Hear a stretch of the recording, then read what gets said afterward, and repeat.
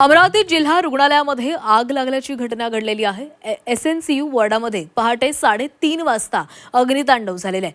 3 नवजात बालकांचा होरपळून मृत्यू झालेला आहे। यामध्ये 4 मुलं जखमी झालेली असून एकाची प्रकृती गंभीर आहे। व्हेंटिलेटरच्या स्फोटामुळे आग लागल्याची माहिती समोर आलेली आहे। आगीच्या घटनेनं रुग्णालय कर्मचाऱ्यांचीही पळापळ झाली। अमरावती जिल्हा स्तरीय रुग्णालयाच्या नवीन इमारतीमधील नवजात शिशु अतिदक्षता विभागात म्हणजेच एसएनसीयू वॉर्डामध्ये पहाटे आग लागल्यामुळे एकच खळबळ उडाली।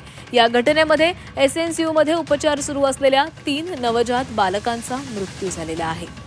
तर इथं 50 ते 60 बालकांवर उपचार सुरू असतात। आग लागल्याचे लक्षात येताच रुग्णालय कर्मचाऱ्यांनी धावपळ करत मुलांना बाहेर काढण्याचा प्रयत्न केला। व्हेंटिलेटरच्या स्फोटामुळे आग लागल्याची माहिती मिळतेय।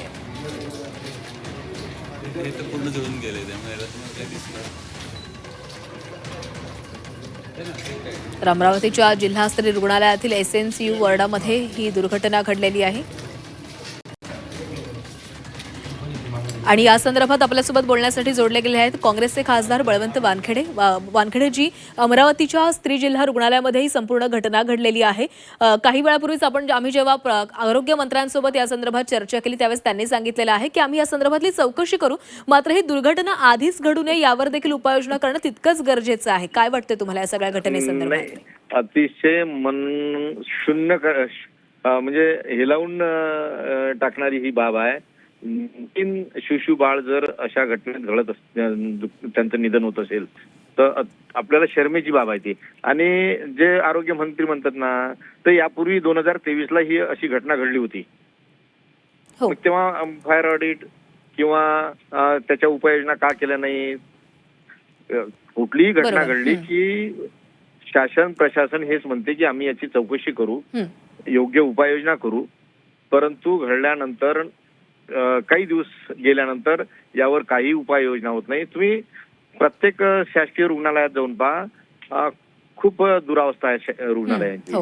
आणि ती दुरावस्था ही फक्त बोलण्यासाठीच, उपाययोजना करण्यासाठीच ते सांगतात। आणि ज्या काही बाबी आहेत त्या शून्य आहेत। जाहिरातबाजी किंवा भाषणबाजी यावरून काही त्या जे काही दुरावस्था आहे त्या काही नष्ट होत नाही किंवा संपत नाही। बरोबर।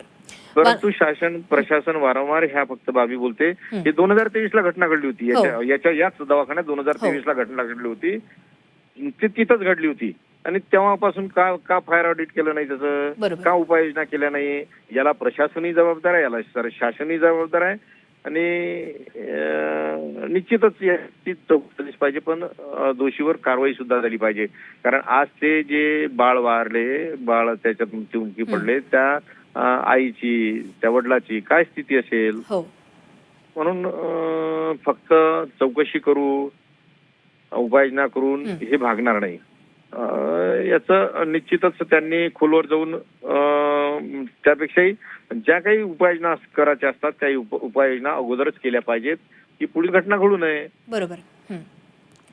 धन्यवाद बळवंत वानखेडेजी, तुम्ही ही प्रतिक्रिया दिलेली आहे। तर बळवंत वानखेडे यांच्याकडून मागणी करण्यात आलेली आहे की या संपूर्ण प्रकरणाची चौकशी व्हावी आणि सोबतच कारवाई, जे संबंधित आहेत त्यांच्यावर कारवाई केली जावी। 2023 मध्ये देखील याच रुग्णालयामध्ये अशाच प्रकारची घटना घडलेली होती आणि त्यावेळेनंतर, त्या घटनेनंतर ही नवीन इमारत उभारण्यात आली। या इमारतीसाठी मोठा निधी उभा करण्यात आला। मात्र या नव्या इमारतीमध्ये तशाच पद्धतीची घटना घडत असेल तर मग प्रशासन काय करत होतं, याला नेमकं कोण जबाबदार आहे? वेळोवेळी या इमारतीमध्ये फायर ऑडिट केलं गेलं नाही का, किंवा ज्या यंत्रणा आहेत त्यांची तपासणी वेळोवेळी केली जात नाही का, असे अनेक सवाल आता उपस्थित केले जात आहेत। आणि याच रुग्णालयामधून आढावा घेतलेला आहे आमचे प्रतिनिधींनी, पाहूयात।